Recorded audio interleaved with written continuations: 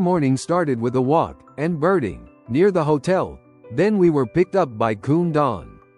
Our local guide for the day asked for our itinerary, but since it read like a cruise ship port excursion, I said I forgot it, but that we wanted to see the real Old Delhi more than New Delhi. He happily obliged. Khoon Don begrudgingly agreed. Shah Jahanabad, the official name of the old walled city of Delhi, is best seen by rickshaw. We hired 2 drivers for the morning and headed into the crowded maze of narrow streets.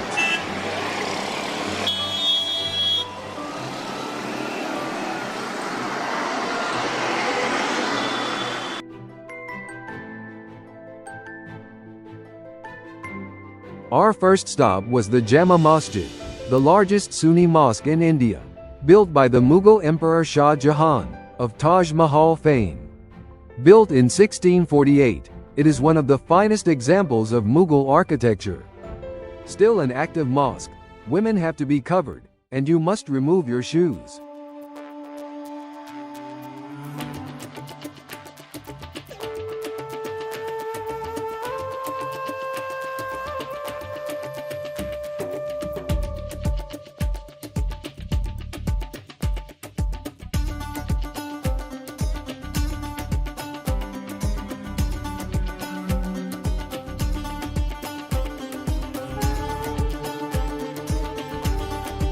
Nearby, you could see the ancient tradition, going back to Shah Jahan, of keeping and training racing pigeons at the mosque.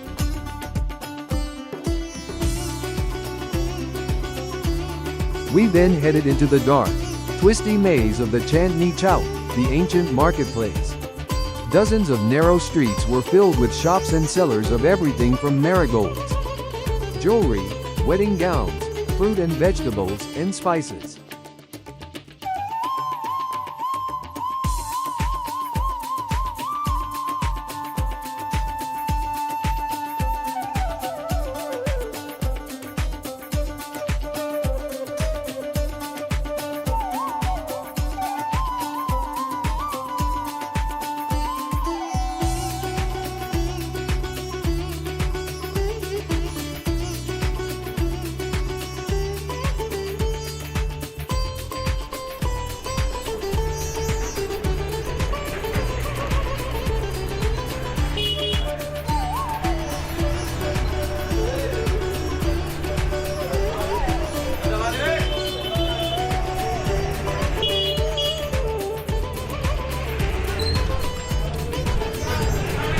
The aroma of the spice market was unforgettable.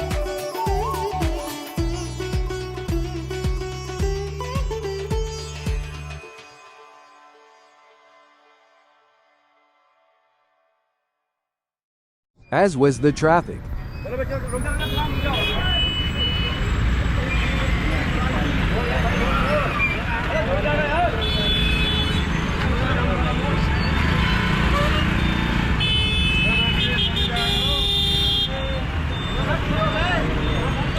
We ended our visit with a stop at one of the original chai masala shops where we were served in traditional clay cups.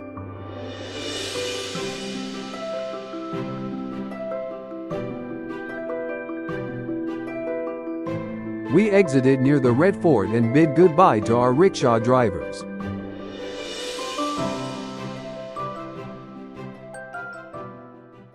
Our next stop helped us unwind from the frenetic pace of the Chowk. We visited the Agarsain Baoli, a stepwell, believed built in the 12th century. The utilitarian design allowed access to water year-round in both monsoon and dry season.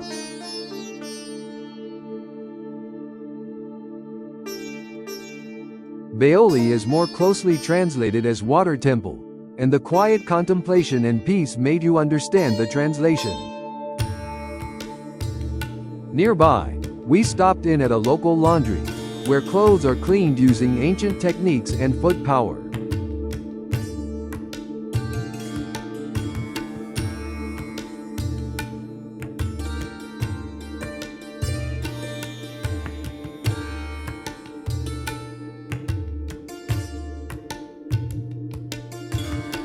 We were taken to a gurdwara, the Sikh word for temple, the Gurdwara Bangla Sahib.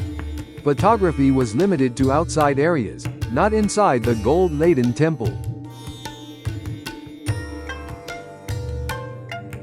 You must remove your shoes and wear a simple head covering to enter. The temple has a langar, the Sikh tradition of community kitchens, first designed for visiting pilgrims. But today act as food kitchens.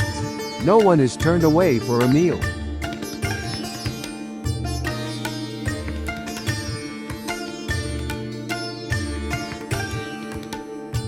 All the food is donated, and all the labor is voluntary.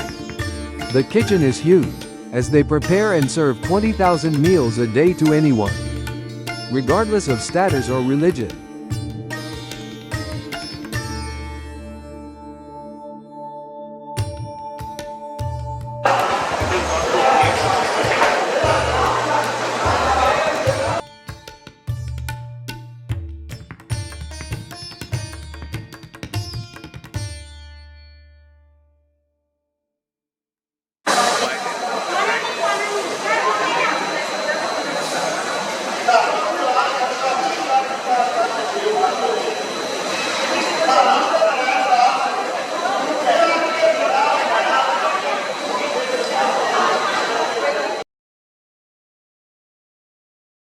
We ended the day at Humayun's tomb.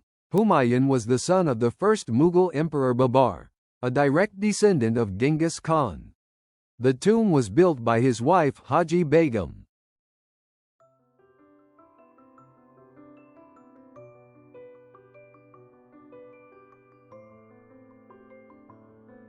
Built in 1558 and situated along the banks of the river Yamuna, it was a huge leap in Mughal architecture and would be the template for many tombs to come, including Humayun's great-grandson, Shah Jahan's Taj Mahal.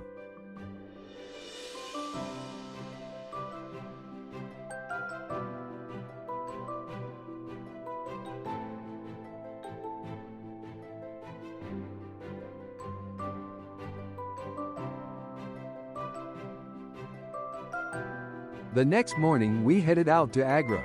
The 3.5-hour drive on the superhighway was uneventful, stopping once for lunch.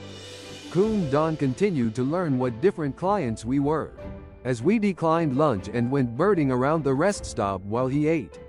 We arrived in Agra to find the town paralyzed with traffic. The entire center had been closed for a visit to the Taj Mahal by some high government minister. We sat in traffic for almost 3 hours. We finally made it to the Agra Fort in the late afternoon where we met our guide. The Agra Fort is famous for its Rajasthan red sandstone, which we would see many times. The best part of private guides is that you breeze by the huge crowds of groups awaiting entrance into monuments. Believed to have been a Hindu fort even before Mughal rule, it was built by Akbar, the father of Shah Jahan. After the British conquered India, it was used by them, and even today Agra is a large Indian military base.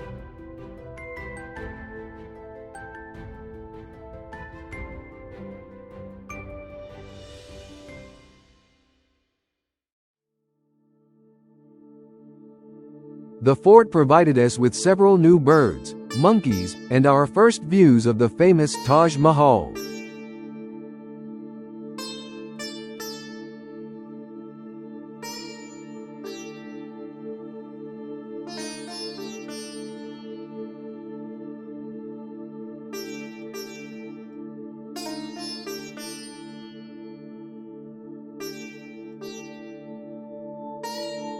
We arrived after sunset to our Agra hotel where we had dinner and bought pastries to eat at 5 in the morning, with our Nescafe instant coffee, before leaving to stand in line for entry into the Taj Mahal.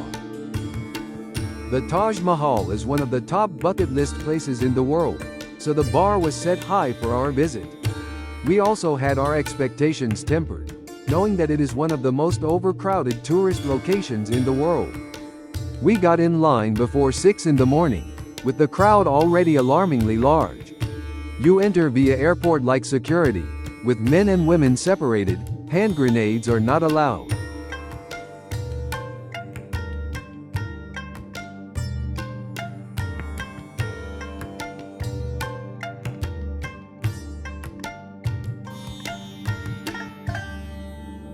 Then a mad rush through the gate to see the first famous view.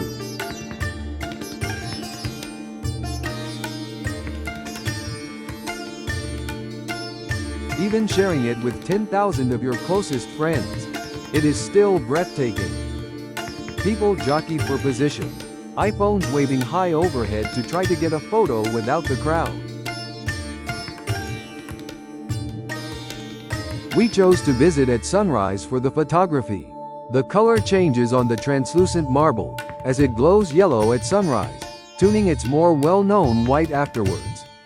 As the sun rose, we chose a spot near the edge where no one could stand in front of us and waited. We were not disappointed. The brisk clear air made for the most spectacular photos. It lived up to its hype. It is one of the most beautiful places to see in the world.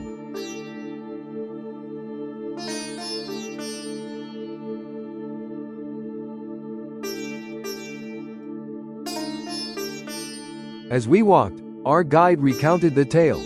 Shah Jahan built this magnificent tomb for his favorite wife, composed of translucent marble only found in Rajasthan, and all inlaid with semi-precious stones.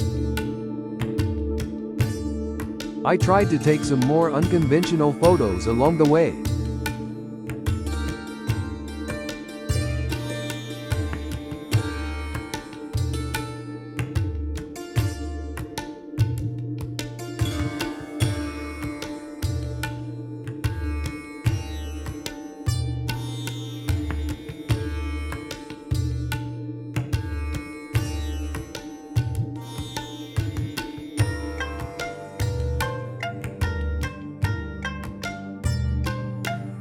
And then we stood in the enormous line to visit the tomb.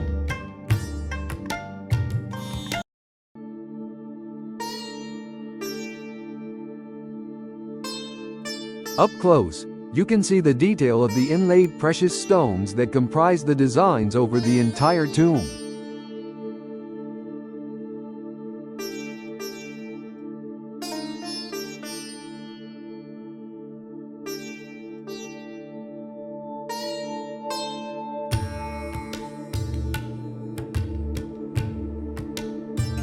The rear exit of the tomb gave us our special treat. The river and park are always full of birds. We actually birded the Taj Mahal. The highlight was an Egyptian vulture perched on the top of the Taj. We headed back as the crowds continued to flow in. Thanked our guide, then rejoined Kunadin, where we started the next part of our adventure, Rajasthan and Jaipur.